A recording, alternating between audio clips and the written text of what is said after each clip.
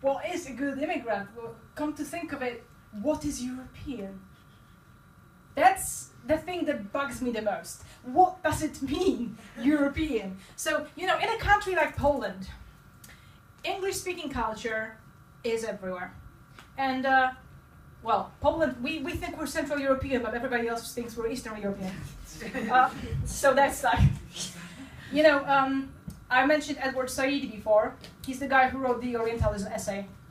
The basic tenet of which was that there is a center and the periphery, right? So the perspective of the center is the most important, and the periphery does not count much. And their perspective, you don't center their perspective. You don't put them first.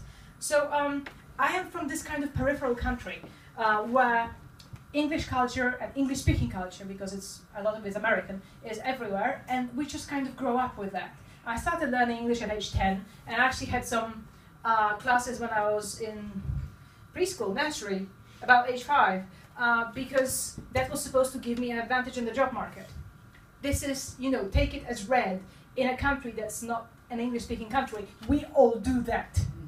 And then, when I went to Rotterdam, I studied there for a year, and it was a huge international community. And it was me from Poland, and Mutlu from Turkey, and Hector from Mexico, and what was her name? Sia from Uganda, and Taina from Haiti, and we all got on because we all watched Dr. House.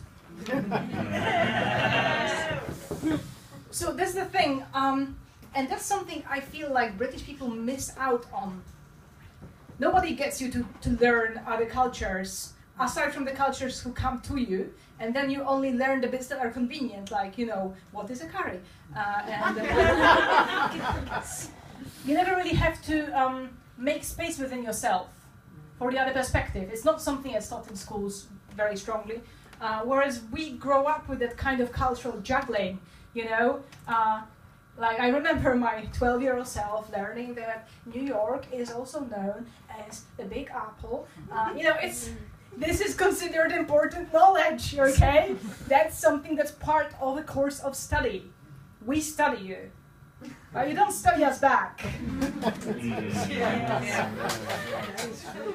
It's just, it's just a thing. Like, if somebody wants to say something about Polish culture, usually they come up with Second World War, and that's fine. That's okay. Like, Second World War is a very important cultural marker. I grew up with that history. Like, I'm not going to say my kind of hangout, because that's disrespectful, but the thing that I did when I was about 15, every year I would go to the concentration camp that's in my hometown, and I would read out the names of people who died there to the people who survived it and were sitting in the front row. That was the thing that we did, because it's part of our history that strongly, and I live in that town. So when I say Second World War, it's not academic to me at all. It's something that I lived and breathed and learned about, even from the people who survived it.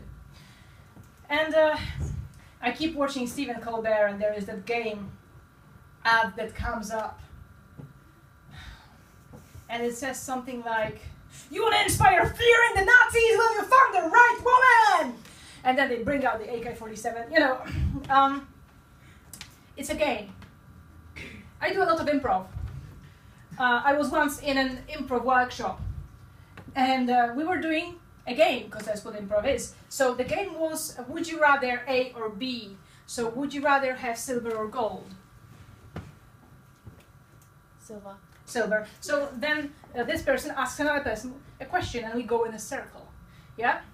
So I was waiting for my turn, getting asked a question, and because it was an experimental workshop, we had something that's usually absent from improv, a safe word of sorts. We could yell cut if something wasn't going well, because it was experimental. And this woman turns to me and goes, "Would you rather kiss Hitler or Stalin?" Oh, God. I fucking hyperventilated out of the room.